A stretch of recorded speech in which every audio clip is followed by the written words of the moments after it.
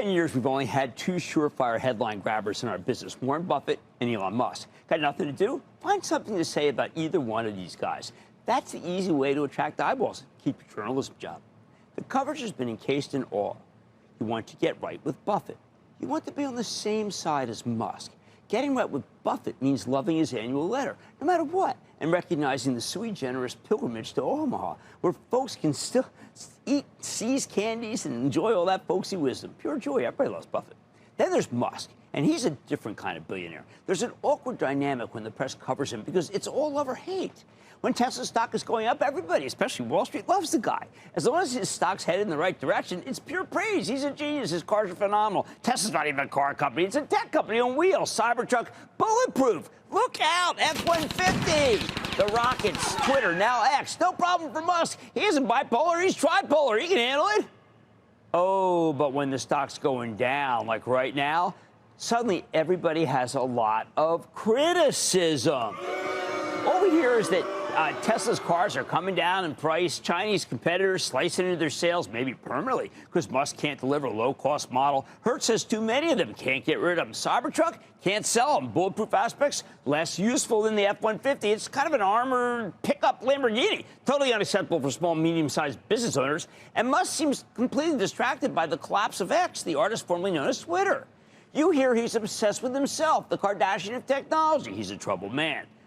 So what's correct? How should the media approach Musk? Look, unlike Warren Buffett, it is a tough call.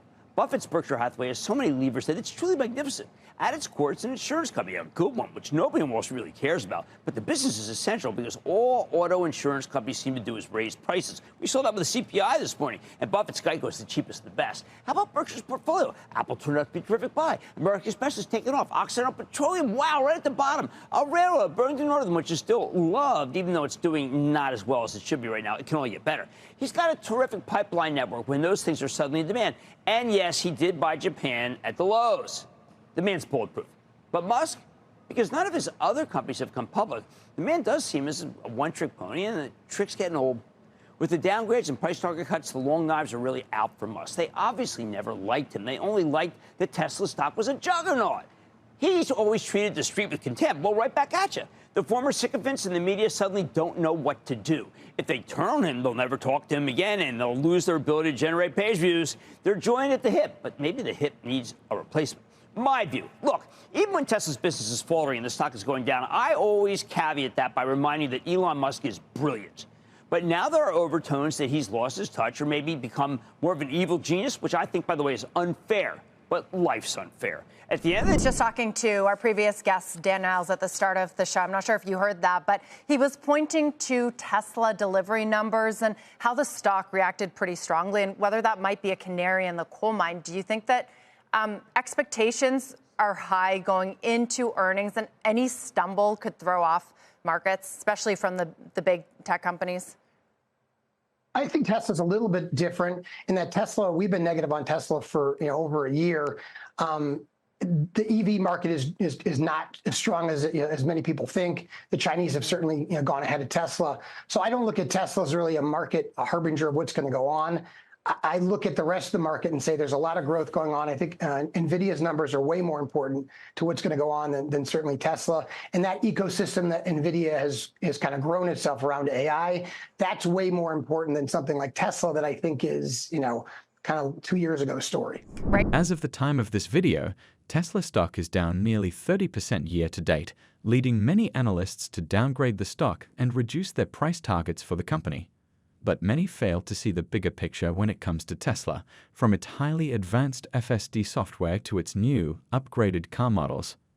Today, we're going to go over Tesla's most recent car launches, the newest version of the Model Y, as well as the newest version of the Model 3, to highlight the company's great tech that sets it apart from the competition. But before we do that, if you want to keep up with Tesla's latest updates and keep up with the stock market's latest news, you can follow our Twitter account. We post multiple times daily about the biggest changes and catalysts in the market, so click the follow button if you don't want to miss the newest market updates. Now, back to today's video. Let's talk Tesla, Jeff. Been a interesting, I don't want to call it a comeback, but outperformance the past week. I mean, literally like the last 5 days, Tesla shares have been one of the strongest mega cap names. But it seems like generally the pessimism still kind of lingers in the analyst community as we've got some cuts to expectations today. Yeah, we've got Piper Sandler lowering the price target to 205 from 225, kept an overweight rating on the shares. The firm said they're also cutting their estimates to reflect weaker than expected Q1 deliveries, as well as a challenging demand outlook for 2024-2025.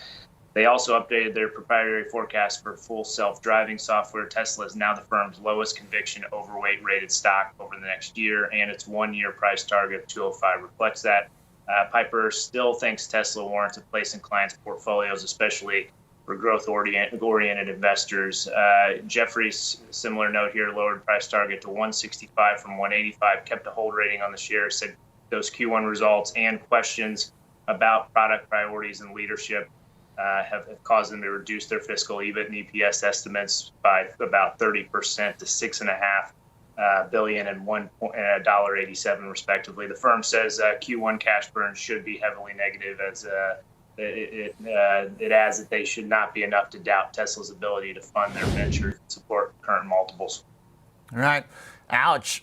That's pretty, kind of jugular analysis there when you're talking about financing and that the valuation's still too high at where it's at. I mean, still on the long term, the worst performer in the mega cap group. So to hear that the valuation's too high is a little bit disconcerting. All right. Tesla just launched its newest variant of its Model I car, the LRRWD, in some select European countries. According to Tesla, the vehicle comes with a WLTP range of 372 miles. In comparison, the base Model Y RWD is listed with a range of 282 miles. The Model Y long-range dual-motor AWD has a range of 331 miles, and the Model Y Performance is listed with a WLTP range of 319 miles. This new variant is a game-changer because it allows you to commute all week without charging at the price of $52,500, making it Tesla's second most affordable and longest-range variant. It'd be really nice if Tesla chooses to release this variant in the United States too, but so far it's only available in the 19 European countries that the company mentioned in the announcement tweet. When talking about Tesla's recent releases, it's hard not to mention the new version of the Model 3 as well. The original Model 3, while being completely impressive, still had its flaws, excelling in some areas and lacking in others. So Tesla knew it had to upgrade it. So what's this car really like? And will it boost Tesla's sales for this year? Let's find out. Hello everyone, and welcome back to Investocracy. We almost front-run this with the stock move. The beginning of this year, we've seen Tesla significantly underperform, and now that's starting to be borne out in delivery numbers. Who thinks that this sort of decline is going to be continuing? Yeah, I mean, this idea that Ben Callow at Robert W. Baird, as you mentioned, expects the second quarter to be another decline. I think, just looking at the chart we have on the terminal with that story, it does speak to this idea that there will be, at least in his estimation, a bit of a tick up in terms of, just from the seasonally low first quarter. But to his point, the comparison from a year ago is tougher. And I think, as you mentioned, just early this year, the stock was underperforming because we kept hearing analysts after analysts, talk about this idea that the outlook for sales, wasn't that great. And then, lo and behold, the company comes in way below analyst expectations. I think this really sort of leads people to second guess, their assumptions for this company through the rest of the year. Let's just talk a little. There's a great street wrap. Bloomberg does a wonderful job of summarizing what all the analysts out there are saying. And many have been wanting to talk about this robo-taxi focus versus perhaps the concern of no longer having a model to a cheap car. What do you make of some of the views on the robo-taxi? I think their skepticism is sort of borne out just from the year after year pattern of Musk talking about robo-taxis being just around the corner. I think we're actually coming up on the 5-year anniversary of Musk holding the first Tesla Autonomy Day, when I remember, covering this with Dana Hull and watching Musk talk about this idea that, by the middle of 2020, he was saying that, the million Teslas that were on the road were going to be capable of turning into robo-taxis, and that people would be able to even fall asleep in their car. Obviously, that has not come to pass. And so, the expectation that Tesla is going to be able to deliver a fully self-driving vehicle, I think Wall Street's going to need to have some show there. Tesla's 2024 Q1 deliveries missing their target made many people think that the company has a demand problem and that it won't reach its goal of selling over 2 million cars for the entire year. To stop this from happening, Tesla released the new Model 3 variant earlier this year and added really impressive features to it that weren't in the original. First, on the inside, Tesla ditched the scroll wheel, which some users consider clunky, and gave the center console a sleek refresh and a clean layout that makes the car feel even more futuristic. There are also some serious tech upgrades in this car. For instance, the center touchscreen is apparently bigger and more responsive, allowing smoother user experience. As for the car's exterior, it has sharper, eye-catching headlights, and overall, it's built with material that's so much better than the original Model 3's materials. For example, its rear trunk insert and door sill pockets are made of carpeting instead of the plastic that was used in older versions. Tesla also says that the new Model 3 can juice up crazy fast, adding up to 175 miles of range in just 15 minutes. That's a big one, and definitely a relief for those who get anxiety miles away from a charging station. There are several new features, especially with the car's interior, that make the 2024 Model 3 a runaway success. But the big question is, will this new model reignite the Tesla flames? Or will demand remain like a flickering candle? Let's find out. But before we do, if you like this type of content, make sure to hit that like button, subscribe to our channel, and turn on notifications to stay up to date on everything happening with Tesla. That said, back to the video. On one hand, there's no denying that the Model 3 has always been a desirable car, as Tesla sold a ton of them in 2023. But the thing is, overall Model 3 sales actually dipped slightly compared to 2022. Now, Tesla blames this on a few things, including factory upgrades for the new Model 3, some shipping hiccups, and even the fire at its factory, although some analysts think there's more to the story.